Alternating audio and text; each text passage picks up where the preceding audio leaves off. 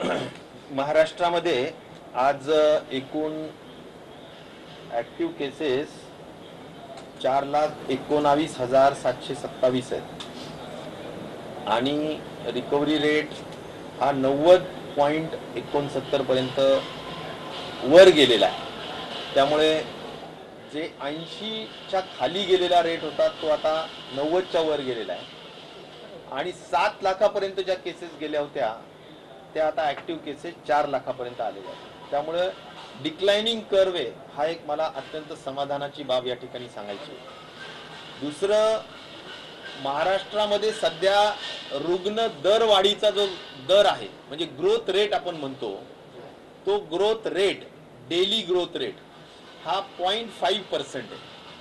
आता 0.5%च्या हिशोबाने जर एकूण देशातल्या सगळ्या राज्यांमध्ये महाराष्ट्राचा ग्रोथ रेटच्या तुलनेत महाराष्ट्र कुठे आहे हे जर आपण बघितलं तर महाराष्ट्र हा 34व्या नंबरला आहे। त्यामुळे इतर राज्यांमध्ये प्रचंड ग्रोथ आहे, पण महाराष्ट्रामध्ये आता अर्ध्या टक्क्याची ग्रोथ आहे। परंतु हे करत असताना नेहमी हा विषय असतो की टेस्टिंग कमी केल्यात का काय, तर टेस्टिंग दररोज आपण पर मिलियनचा जो एक पॅरामीटर असतो, तर दर दशलक्ष चाचण्या ह्या 2.5 लाख एवढ्या आहेत, ज्या पूर्वी तेवढ्या होत्या किंवा त्यापेक्षाही आपण आता वाढ केलेली आहे। याचबरोबर मला वॅक्सिनच्या संदर्भात सांगितलं पाहिजे की वॅक्सिन एकूण महाराष्ट्राने 2,02,31,000 एवढ्या वॅक्सिनच्या डोसेस आपण एवढ्या लोकांना देण्यात आलेल्या आहेत आणि त्यामुळे राज्यातला देशातला आपलं राज्य हे एक नंबरचं राज्य आहे की जे वॅक्सिनेशन मध्ये पूर्वीपासून आपण अतिशय ॲग्रेसिव्हली वॅक्सिनेशन करण्याचं काम केलेलं आहे। सध्याच्या स्थितीमध्ये आपलं कोविशिल्ड 3 लाख हे सेकंड डोस राहिलेले आहेत आणि त्याचबरोबर कोवॅक्सिन 2 लाख, म्हणजे हे आता या क्षणाला आपल्याजवळ उपलब्ध डोसेस आहेत। या एकूण असलेल्या 5 लाखांपैकी आपण साधारणपणे सेकंड डोस साठीच हे सगळे वापरायचे आहेत। जर सेकंड डोस ज्या वॅक्सिनचा साधारणपणे संपलेला असेल नंतरच आपण 45 वर्षाच्या वरिष्ठ नागरिकांना आपण फर्स्ट डोस वापरू शकतो आणि त्या दृष्टीनं वॅक्सिनच्या बाबतीत आपल्या सर्वांनाच माहिती आहे की आपण नेहमीच वॅक्सिन मिळवण्याच्या दृष्टिकोनातून प्रयत्नशील आहोत। आपल्या राज्यामध्ये आपल्या देशामध्ये सुद्धा ज्या काही कंपनीज आहेत त्या वॅक्सिन आज पुरवठा करू शकत नाहीत म्हणून आपण ग्लोबल टेंडर काढलेला आहे आणि ग्लोबल टेंडर काढल्यामुळे आज साधारणपणे 5 कोटी एवढ्या संख्येचं ग्लोबल टेंडर आपण काढलेलं आहे। परंतु या ग्लोबल टेंडरच्या अनुषंगाने जे काही एकूण 25 तारखेपर्यंत आपण हे ग्लोबल टेंडर ओपन ठेवलेलं आहे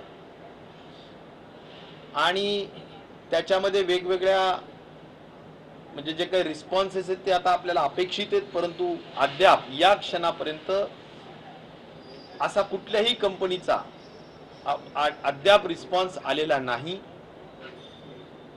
त्यामध्ये गव्हर्नमेंट ऑफ इंडियाचे सुद्धा काही अप्रूव्हल्सची आवश्यकता आहे आणि त्यामुळे सुद्धा कदाचित त्या अप्रूव्हल्सची ज्या आवश्यकता असतात त्या अनुषंगाने सुद्धा सर्वच कंपन्या विचार करत आहेत। तर या सगळ्या पार्श्वभूमीवर वॅक्सिनेशन आपल्याला करायचंच आहे।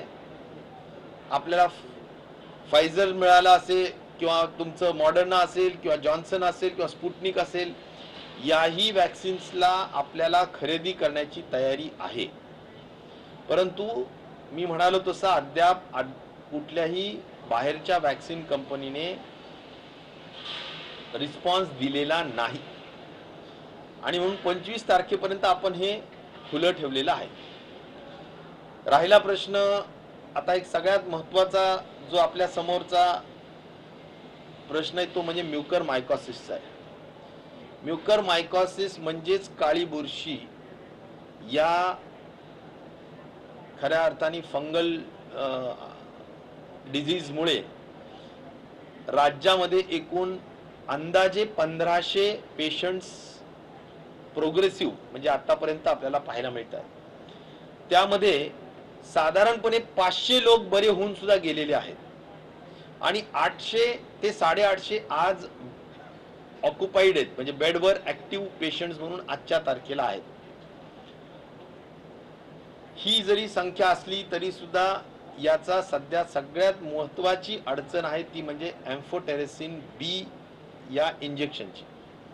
एम्फोटेरेसिन बी हे इंजेक्शन साधारण दररोज 6 या पद्धतीनं एकूण आपल्याला 60 पासून तर 100 पर्यंत आजाराची तीव्रता लक्षात घेऊन डॉक्टर्स ठरवत असतात आणि त्यामुळे या रेंजमध्ये जे आपल्याला इंजेक्शन्स लागणार आहेत त्याला अनुषंगून आज गव्हर्नमेंट ऑफ इंडियाने जे काही उत्पादन करणाऱ्या कंपन्या आहेत त्यांना आपण सगळ्यांना ऑर्डर्स दिलेल्या आहेत. साधारण आपण अंदाजे 1,90,000 इंजेक्शनच्या ऑर्डर्स दिलेल्या आहेत. परंतु या कंपन्या डिलिव्हरी करत नाहीये कारण संपूर्ण जे काही सप्लाय आहे तो आता गव्हर्नमेंट ऑफ इंडियाने कंट्रोल केलेला आहे, रेग्युलेट केलेला आहे, संनियंत्रण केलेलं आहे.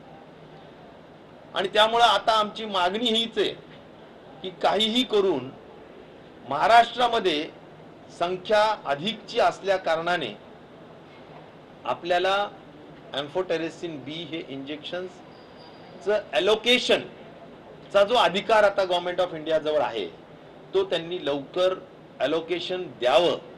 कारण हे इंजेक्शन देणं पेशंटला वेळेवर देणं हा सुद्धा एक महत्त्वाचा भाग आहे.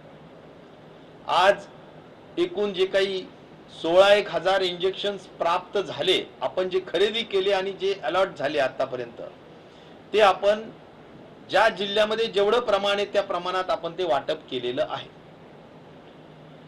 परंतु ते पुरेसं बिलकुल नाहीये आणि म्हणून संपूर्ण ही बाब जी आहे ती केंद्र सरकारच्या अखत्यारीत आहे की ज्यांनी आता आपल्याला अलोकेशन वाढवून दिलं पाहिजे. आपण याबाबतचं सुद्धा ग्लोबल टेंडर काढलेलं आहे आणि ग्लोबल टेंडर मध्ये सुद्धा या जे काही वेगवेगळ्या कंपनीज आहेत त्यांनी भाग घेऊन आपल्याला द्यावं असं आहे. परंतु त्यामध्ये सुद्धा अडचणी आहेत कारण त्याच्यामध्ये सुद्धा अद्याप उपलब्धता होत नाहीये आणि म्हणून साधारणपणे आपण केरॉन नावाचा कंपनी CARON त्याला आपण 50,000 इंजेक्शन्स ऑर्डर दिलेली आहे. AIG लाईफ सायन्सेस नावाची त्याला 60,000 ची आपण ऑर्डर्स दिलेली आहेत. परंतु हे सगळे लोक 31 मे नंतर सप्लाय करू शकणार आहेत आणि त्यामुळे आता ही जी तारीख आहे आपली आज आता समजा आपण 18 तारीख आहे 19 तारीख आहे तर साधारण एक हे 10 दिवस आहेत हे अत्यंत क्रुशियल आहे.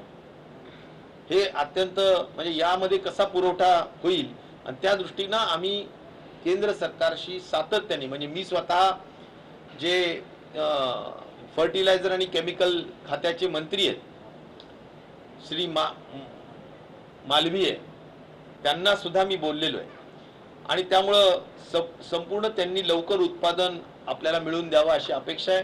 यामध्ये भारत सिरम, मायलॅन आणि BDR हे 3 कंपनीज साधारणपणे या गोष्टी बनवत आहेत, या आपले इंजेक्शन्स बनवत आहेत, सन फार्मा बनवत आहेत आणि म्हणून अपेक्षा एवढीच आहे की आता आपण त्यातला आणखीन एक मार्ग आपण काढतो आहोत की याचं जे रॉ मटेरियल आहे ते रॉ मटेरियल म्हणजे कच्चा माल ज्याला म्हणू आपण API फार्मास्युटिकल टर्म मध्ये आपण म्हणतो त्यास ते साराभाई कंपनी नावाची एक कंपनी आहे की ज्यांच्याकडून आपण कच्चा माल घेऊन वर्धा आणि आपलं पालघर या ठिकाणी जे काही उत्पादक आहेत त्यांच्याकडून सुद्धा हे इंजेक्शन्स बनवून घेण्याच्या दृष्टिकोनातूनची तयारी दाखवलेली आहे आणि त्यांनी 2 किलो म्हणजे 1 किलोत 20,000 इंजेक्शन्स बनतात तर 2 किलो देण्याचं मान्य केलेलं आहे.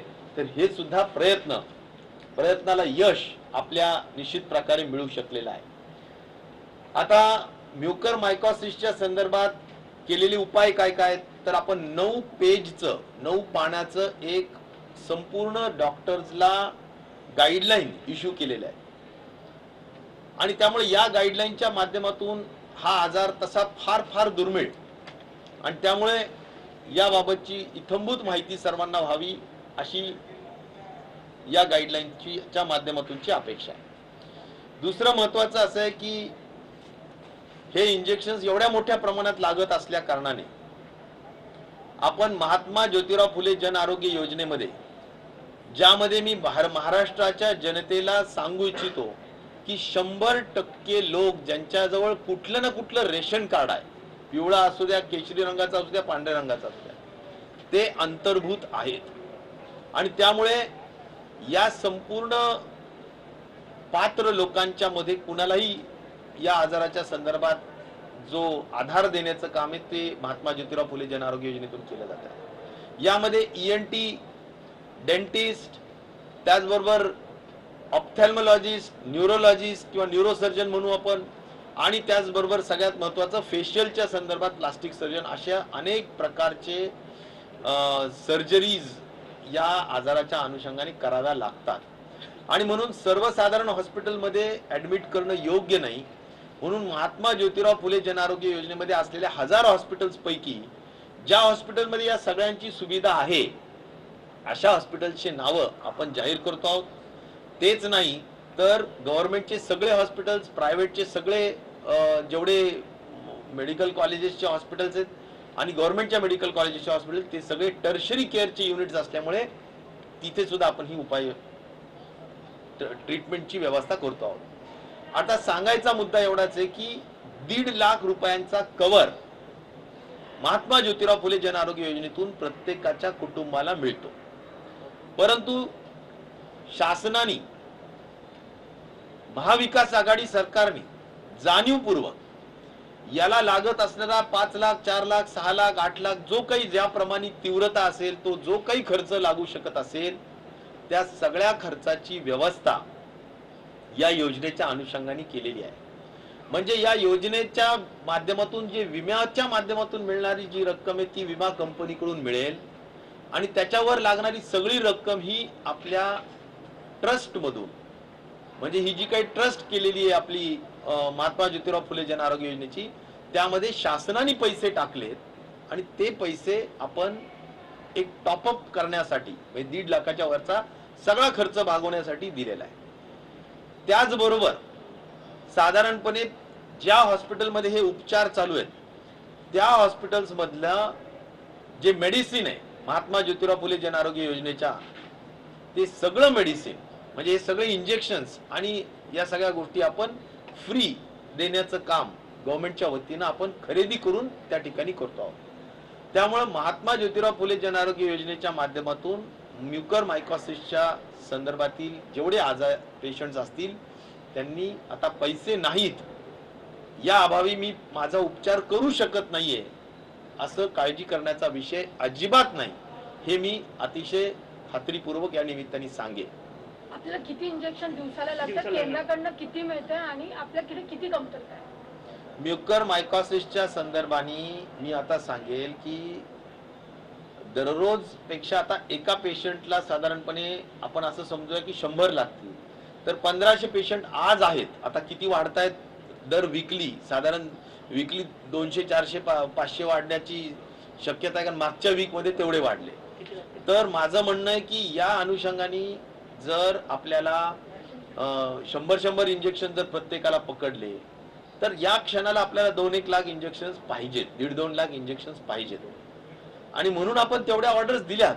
पण ते अलॉटमेंट हा जो काही विषय हा केंद्र सरकारचा आहे आणि म्हणून मी मांडवीय नावाचे जे या खात्याचे मंत्री आहेत त्यांनाही बोललोय आणि त्यांनाही खूप विनंती केली, पण त्यांचं म्हणणं आहे की आमच्याजवळ उपलब्धता नाही आणि जे काही उत्पादक आहेत ते लोक हे बनवण्यासाठी जी काही सायकल लागते किंवा पिरियड लागतो तो 20-25 दिवसाचा आहे. ज्या पद्धतीनं रेमडेसिवीर ला आता सध्या एक स्टेबिलिटी आलेली आहे, आता त्याची फार मोठी अडचण आहे अशातला भाग नाहीये, पण या बाबतीत मात्र 31 तारखेच्या नंतर उपलब्धता होईल. ह्या 10-1 दिवसात जरा अडचणीचे विषय आहेत आणि म्हणून केंद्र सरकारने खूप प्रयत्न करून या सगळ्या गोष्टी कराव्यात अशी अपेक्षा आहे.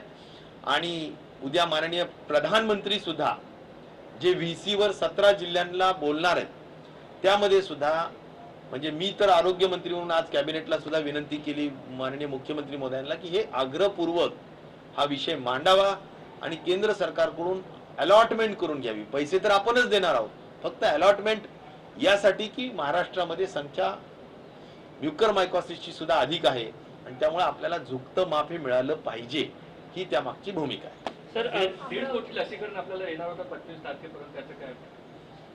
नाही, लसीकरणाच्या बाबतीत आता मी तुम्हाला सांगितलं की काल 1 लाख लस आली कोवॅक्सिनची आणि साधारण 2 लाख लस आली कोविशिल्डची, असे 3 लाख काल लस उपलब्ध झालेली आहे आणि एकूण आपल्याजवळ लसीची 5 लाखाची उपलब्धता आहे आणि ते आपण सेकंड डोस म्हणून देण्याची व्यवस्था केलेली. तर ग्लोबल टेंडर संदर्भात अटी काही शिथिल केल्या गेल्यात का? कंपन्यांशी थेट संपर्क साधला जातोय का? बिलकुल, अतिशय सुलभता त्याच्यामध्ये आणलेली आहे आणि अटी भरपूर, म्हणजे राज्याकडून असं होऊ नये की वॅक्सिनच्या टेंडरमध्ये जे काही पार्टिसिपेट होऊ इच्छितात त्यांच्याशी चर्चा 1 to 1 करून बऱ्याचशा अटी शिथिल करण्याचा प्रयत्न आपण करतो आहोत किंवा केलेला पण आहे. महाराष्ट्राच्या ग्लोबल टेंडरच्या अटी ह्या अत्यंत सौम्य पद्धतीच्या आहेत की जेणेकरून आपल्याला चांगला रिस्पॉन्स मिळावा, परंतु तरी सुद्धा केंद्राची परवानगी लागणारच आहे आणि त्यामुळे जे काही आहे रिस्पॉन्स जसा मिळेल, 5 कोटी लस ही उपलब्ध व्हावी बाहेरून, ती जी काही असेल किंमत त्यांनी ठरवावी, द्यावी, भरावी आणि आपण त्यांना ते पैसे द्यायला तयार आहोत. ह्या सगळ्या गोष्टी अतिशय स्वच्छपणे महाराष्ट्र शासनाने महाविकास आघाडीने केलेल्या आहेत. सर, राज्यात जसं आपण पहिल्या अमरावतीला रुग्णसंख्या वाढली, कमी झाली, आता परत वाढते, ह्याला काय बघता? म्हणजे तिसरी लाटेच्या दिशेने वाटचाल आहे का? नाही, तसं कुठेही महाराष्ट्रामध्ये संख्या इन जनरल खाली जातीये. ठीक आहे, कुठेतरी वाढली असेल तर त्या एखाद्या तालुक्यापुरती वाढते आणि त्या ठिकाणी एक नक्कीच आहे, या बाबतीत 3 गोष्टी महत्वाच्या आहेत कोविड-19च्या वर पूर्णपणे नियंत्रण आणायला. पहिलं, कोविड अप्रोप्रिएट बिहेवियर, म्हणजे कोविडला अनुषंगिक आपली वर्तणूक असायला हवी, म्हणजे मास्क आणि सोशल डिस्टन्सिंग, हा सगळ्यात पहिला मुद्दा. दुसरा मुद्दा असा आहे की कुठल्याही परिस्थितीत वॅक्सिनेशन जर झालं तरी सुद्धा आपण खूप सेफ राहू शकतो. आणि तिसरा मुद्दा आहे की जर हे संख्या वाढतच झाली तर मग आपण लॉकडाऊन करतो. ह्या 3 अनुषंगानेच खऱ्या अर्थाने आपण कोविडशी लढण्याच्या दृष्टिकोनातूनची आपल्याजवळची शस्त्र आहेत आणि म्हणून या शस्त्रांचा वापर जर आपण कुठेही केला नाही, म्हणजे कोविड अप्रोप्रिएट बिहेवियर सोडलं की आपलं हे जे तुमचं लॉकडाऊन हे संपल्यानंतर पुन्हा वाढू शकतं. त्यामुळे आता प्रश्न आहे की जोपर्यंत आपण समूळ उच्चाटन करत नाही किंवा जसं आपण म्हणतो की खूप मोठ्या पद्धतीने त्याला कमी करत नाही, तोपर्यंत आपल्याला काळजीपूर्वक दररोजच्या जीवनामध्ये आपल्याला वागावं लागेल. सर, केंद्रीय आरोग्य मंत्रालयाने आज काही मार्गदर्शक सूचना जारी केलेल्या आहेत. त्याच्यामध्ये कोरोना होऊन गेल्यानंतर 45 दिवसांनी तुम्हाला लस घ्यायची होती, तर आता कालावधी 90 दिवसांवर केलेला आहे, दुप्पट केलेला आहे. त्याचबरोबर स्तनदा मातांना आता लस देता येणार आहे असंही आरोग्य मंत्रालयाने म्हटलेलं आहे आणि लस घेण्यापूर्वी जी अँटीजन टेस्ट करण्याची गरज होती या सगळ्यांची, ही गरज नाही आता. नाही, बरोबर आहे. आता मला असं वाटतं की प्रत्येक लसीच्या इफिकसी ज्याला म्हणतो आपण, परिणामकारकता, त्याच्या अनुषंगाने केंद्र शासनाचे जे जे काही सायंटिस्ट आहेत, वरिष्ठ स्तरावर काम करणारे जे वैज्ञानिक लोक आहेत, त्या लोकांच्या सल्ल्यानी चर्चेतून जे काही नियम बाहेर पडतात ते नियम सगळ्या देशाच्या सगळ्या राज्यांना लागू होतातच आणि त्यामुळे त्यांनी आता सांगितलं की बाबा 12 वीक्स किंवा 16 वीक्स अशा म्हणजे आठवडे हे कोविशिल्डसाठी राहतील आणि कोवॅक्सिनसाठी तेच राहतील. तर त्यामुळे त्या अनुषंगाने आपण आता करतो आहोत. किंवा स्तनदा मातेच्या दृष्टिकोनातून सुद्धा जी काही नवीन नियमावली आता समोर आलेली तिला आपल्याला स्वीकारावं लागते. त्यामुळे जे केंद्र शासनाच्या गाईडलाईन्स असतील, प्रोटोकॉल असतील, ते आपण जसेच्या तसे पाळत आहोत किंवा पाळणार आहोत. राज्यातील एक मत आहे की जर नियम हे वारंवार बदलत असतील तर आरोग्य कर्मचाऱ्यांमध्ये गोंधळाचं वातावरण आहे असं काही तुमच्यापर्यंत आलंय? नाही, तसं कुठलंही गोंधळाचं वातावरण नसतं, कारण या सगळ्या गोष्टी गरजेप्रमाणे बदलतात, होतात. आणि मला असं वाटतं की आपण तसे सर्क्युलर्स लगेचच्या लगेच आपण पाठवत असतो. दुसरी मला महत्त्वाची एक गोष्ट अशी सांगायची आहे की मागच्या आठवड्यात आम्ही कॅबिनेटमध्ये 100% जागा भरले जाणार वैद्यकीय सेवेच्या संदर्भातला हा निर्णय घेतला होता. आज मिनिट्स कन्फर्मेशनच्या अनुषंगाने ते मिनिट्स कन्फर्म झालेले आहेत आणि त्यामुळं आमची प्रक्रिया आता अतिशय जलद गतीनं सुरू होईल. एक 4-5 दिवसाच्या आत आम्ही ॲडव्हर्टिजमेंट म्हणजे ते काय असेल ते एजन्सीज फायनल करण्याचा विषय होईल. त्यानंतर लगेचच अर्ज मागवण्याचे विषय क आणि ड च्या बाबतीत होतील आणि ब आणि अ जे डॉक्टर्सच्या दृष्टिकोनातून त्यांचे बरेचसे अर्ज तर आलेले पण आहेत, तर त्यांच्या अनुषंगाने इंटरव्ह्यूज घेऊन लवकर सिलेक्शन करण्याचा प्रयत्न होईल. तर मला असं वाटतं की एकंदर संपूर्ण आरोग्य विभागाच्या जागा भरून काढायच्यात, मग त्या शिपायापासून तर स्पेशलिस्ट पर्यंत. आणि मी जाणीवपूर्वक खूप मोठ्या पद्धतीनं बैठका घेऊन GAD असेल, फायनान्स असेल आणि LNJD असेल म्हणजे लॉ अँड ज्युडिशियरी असेल, त्याचबरोबर माननीय मुख्यमंत्री आणि उपमुख्यमंत्र्यांच्या सहाय्यतेने या सगळ्या विभागाला अनुषंगून आम्ही आमचे प्रमोशन जे राहिले, कारण कुठल्याही कॅडरमध्ये कुठल्याही संवर्गामध्ये हे 50% थेट जागा भरल्या जातात आणि 50% बाय प्रमोशन असतात. त्यामुळे बाय प्रमोशनच्या जागा सुद्धा खूप मोठ्या पद्धतीनं रिक्त असायच्या. त्या जागा सुद्धा अतिशय वेळेत याच 10-15 दिवसाच्या आत बाहेर संपूर्ण जागा भरल्या जाव्यातच. म्हणजे 50% प्रमोशननी पूर्ण भरल्या जातील आणि थेट जे काही भरायचे असतील ते 50% भरले जातील.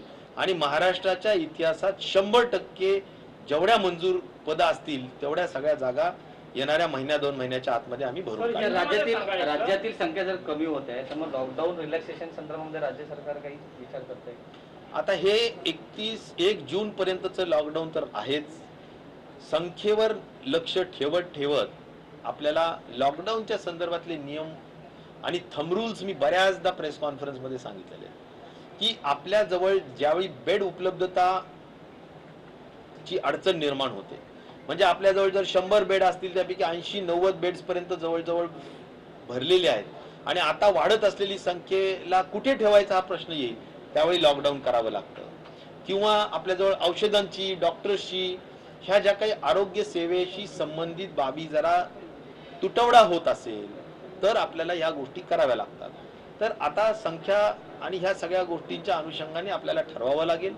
आज महाराष्ट्रामध्ये मी एक अतिशय खात्रीनं सांगेन की बेड्सची उपलब्धता प्रत्येक जिल्ह्यामध्ये आहे.